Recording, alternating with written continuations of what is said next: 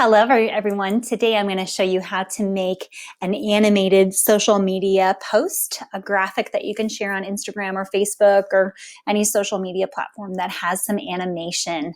If you are coming to this video because you follow my Principal's social media calendar, then this is a great tool for you to use for any of the categories where you really want to add some animation and attract some attention to your social media post. So I'm going to go ahead and show you how to make one of these. Super easy. If you're a fan of these productivity posts, please go ahead and subscribe to my YouTube channel where you can learn more ways to attract people to your social media accounts as a school principal. So first thing we're going to do is go over here and click create a design, and know that I'm in a free version of Canva right now. So this is also a resource that's available even if you're just using the free version of Canva, which is super great. Click on create a design, and then you're going to type in animated social media, and it will open up a template here for you to go ahead and get started with some animated versions. What I'm going to do today is just show you a very simple one that you can create using one of the templates here. You can see that Canva offers you lots of great places to start without having to reinvent the wheel. And so let's say today I'm just going to showcase an event that's coming up for us, and I want people to save the date or go ahead and start purchasing tickets online. And I really like this one here because it just shows a quick little circle. It's fresh, it's simple. It says a fresh start, but it's very simple and not too overwhelming. So I'm just going to choose that as my template.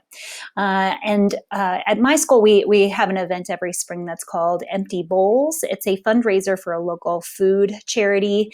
It's a food bank that actually provides food to our students who don't have reliable food sources on the weekend. They fill a backpack full of food for certain kids, and those kids go home with a backpack full of food for the weekend. So I'm going to highlight our Empty Bowls event.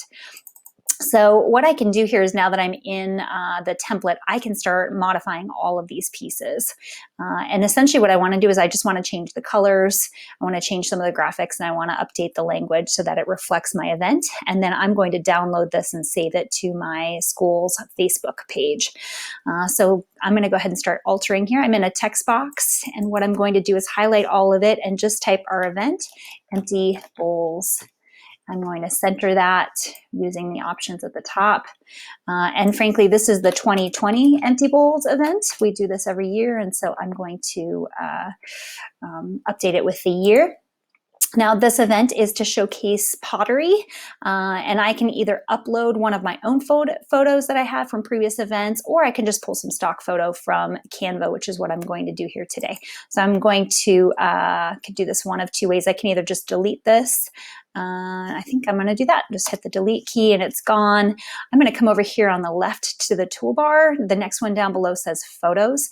What I could always do is add several in a grid, or just by letting them float out there all alone. I'm just going to click on photos and type in pottery and see what they have in here for stock photos. And sure enough, there's a lot of really great options in here that I could use to showcase our pottery.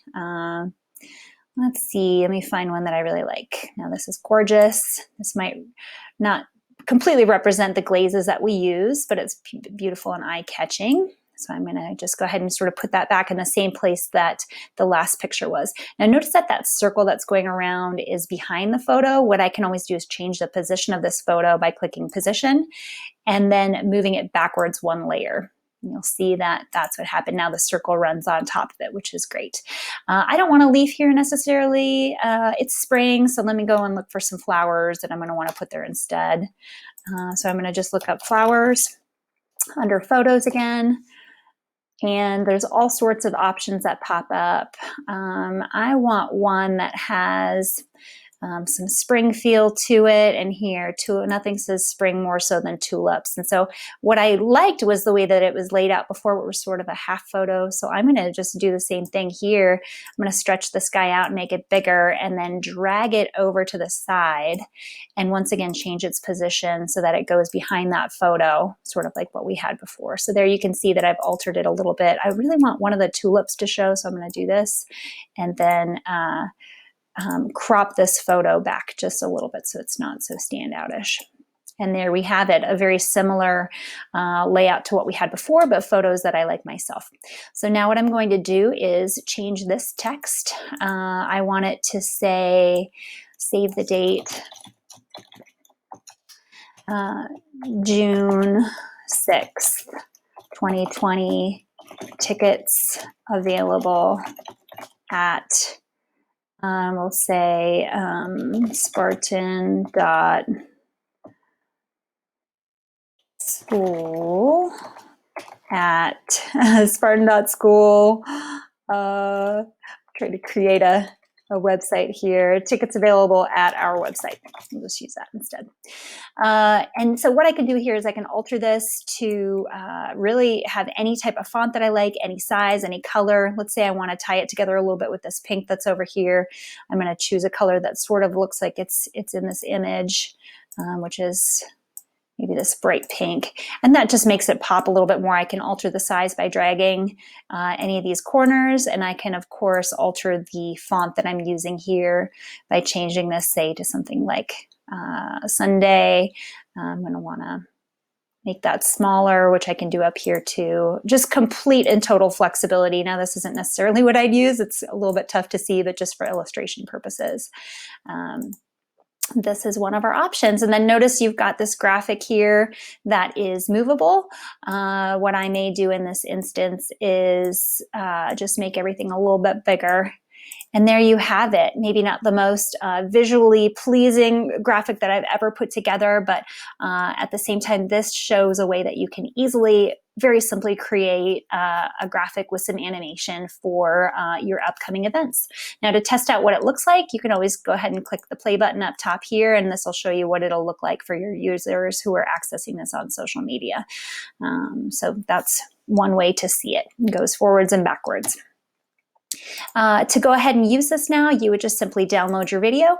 I recommend always downloading it in the MP4 format because it's most usable whether you're posting this to Pinterest or to any other social media sites. If you found this to be useful and you're a principal or an educator looking for more productivity tips, please go ahead and subscribe to my YouTube channel. As an educator myself, I am sharing my best practices so that other people can quickly and simply keep their social media pages in the 21st century and attract audience and keep people engaged. Thanks so much for listening. Take care.